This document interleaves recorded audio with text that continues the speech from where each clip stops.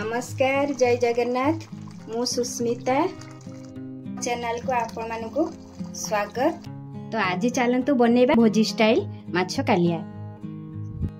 आरंभ करने पूर्व मो चैनल को जदि लाइक शेयर सब्सक्राइब कर दियंतु आ तळे थिबा बेल आइकन बटन को क्लिक करंतु जहा फल रे आपण मानक पाखको मोर सब नुआ नुआ वीडियो पहुंची पारिबो। तो एबे चलतु वीडियो को स्टार्ट करिया। माछ भोजी स्टाइल माछ कालिया पई कि मुएठी आधा किलो माछ नेजी रोही माछ देखि पारथबे केते बड़ बड़ पीस। आपण माने जते बेले भोजी स्टाइल रे माछ कालिया बनौचंती बड़ बड़ पीस देखिकी बाछिकी नेबे। तापरे माछ रे गोटे चामच हळदी गुंड, स्वाद अनुसार लूण, गोटे छोट चामच रिफाइन ऑयल आउ एठी हाळे लेंबू देकी गोळेई दबा। हाळे लेंबू एइथि पई कि नेइची जेहि तो एटा हमर नदी रोही माछटा एटा देसी टिके आइसा बासना हुए सेथि पई कि लेंबूटा देले तार बासना पळेई जीवो सेथि पई कि लेंबूटा मु देली। तो ये सब पक्के की भल भाबे गोळेई नबा आ यार टेस्ट भी भल आसी थाए जम्मा भी आइसा बासना हबनी। किंतु जत्ते बेला आपण बनौचंती किंतु बड़ बड़ देखिकी नेबे देखि पारथिबे गोटे गोटे पीस केते बड़ बड़। तो देखंतु मु गोळेई नेली आकु एबे साइड रे रखिबा। आउ देखंतु माछ कालिया बनिया पई कि मु कोन कोन सब मसला नेइची। प्रथमे तो एठी गोटे बड़ पियाज ताकू एमिति लंबा लंबा करिक देखि पारथिबे आपण माने मु केमति काटिची एमति काटिकी नेइची। तापर एठी हाफ इंच अदा नबा आउ गोटे रसुण को एमती ता चोपा छोड़े की रखिबा। आउ गोटे पियाज को एमती गोटे पियाज को मु चारि फाळ करिक रखिची। आउ एठी गोटे बड़ टमाटर नबा। आउ एठी मु 3टी कंचा लंका एमती फाळ करिक रखिची। आपण माने राग जतिकी खाउथिबे ता अनुसार खाइबे। मो पिला माने बेसी लंका खाआंतिनी सेति पई कि मु फाळ करिक नहीं आपण माने या बदले बाटी की भी कंचा लंका दे पारिबे। आउ किछि कटा ही जा धनिया पत्र। तो ये पियाजटा हमें पछरे व्यवहार करिवु भाजी की माछरे दबु। तो गोटे मसला बनै नबा। प्रथमे ग्राइंडर जार रे रसुण दे दबा, अदा दे दबा। आउ जो पियाज गोटे रखिछि एटा हमें तरकारी रे बाटी की व्यवहार करिवु। एका सहित मिसिकी याकू पानी न देकी ग्राइंड कर दबु। देखंतु स्मूथ पेस्ट बने नेली। एबे याको साइड रे रखिबा। प्रथमे गोटे कड़ाई बसिनबा गैस रे सेतरे सोरिष तेल 3 रु 4 चामच दबा।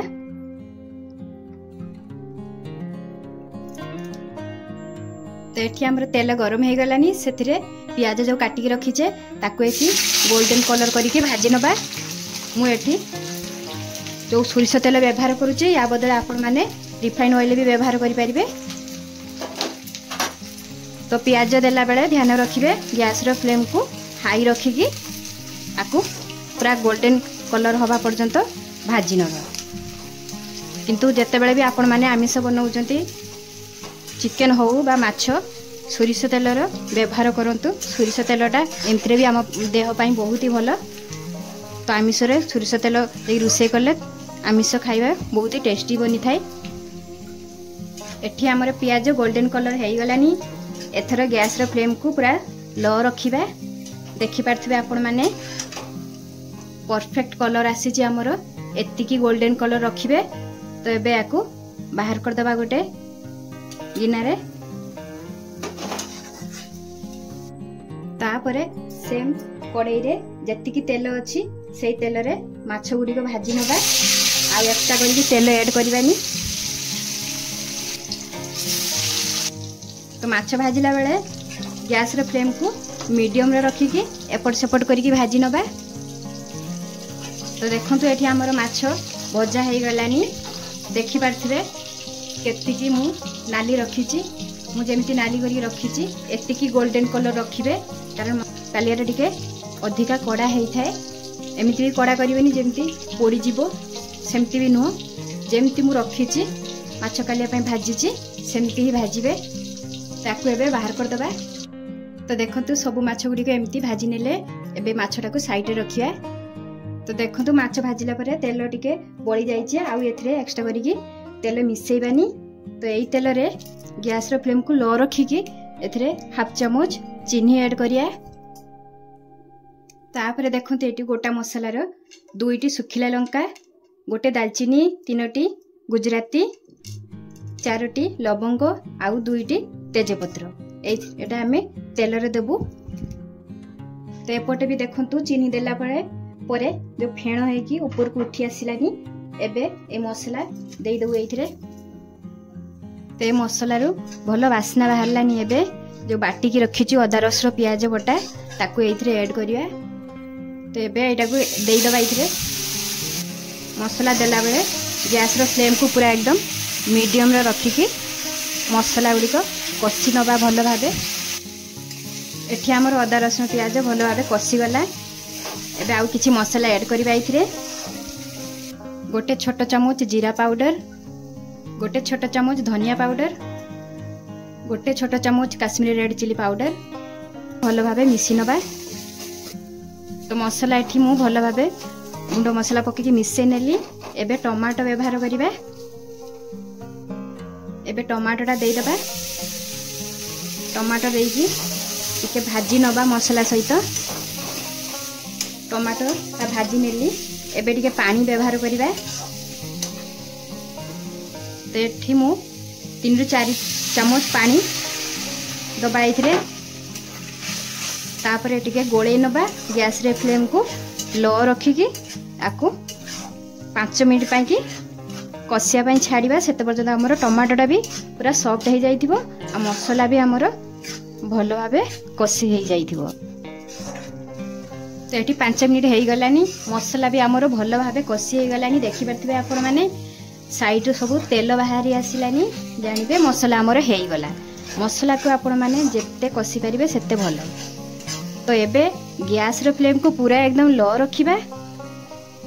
तापरे एठी देखंतु मु एठी खट्टा दही एठी 3 चम्मच खट्टा दही की टिके गोळेई की एइथरे दबा।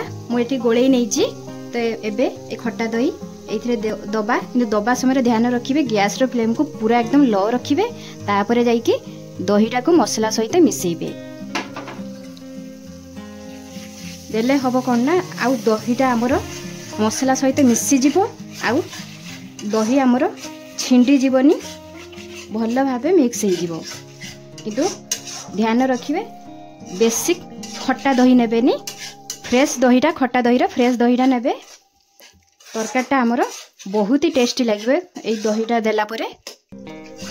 तो लो रखिके लगातार आमे 2 रु 3 मिनिट एमती गोळेइबा। तो देखंतु 2 मिनिट हो गलानी। मसला हमरो भलो भाबे कसी हो गला। एथरो एबे एथरे पानी ऐड करिबा। तो पानी एठी गोटे कप व्यवहार करिबा। तो गोटे कप पानी आमे एथरे देई दबा। एटा माछ कालियाटा हमरो बेसी झोल होबनी। जुग जुग माछ कालिया को हमरो हो गलानी 3 मिनिट। तो एबे घोड़णी बाहर कर दबा। तो माछ कालिया हमरो संपूर्ण एठी रेडी हो गला। तो एबे किछि कटा हेतिबा धनिया पत्र देई दबा। तापरे हाफ चम्मच गरम मसला पाउडर देई दबा। तापरे एको गोळेई नबा टिके।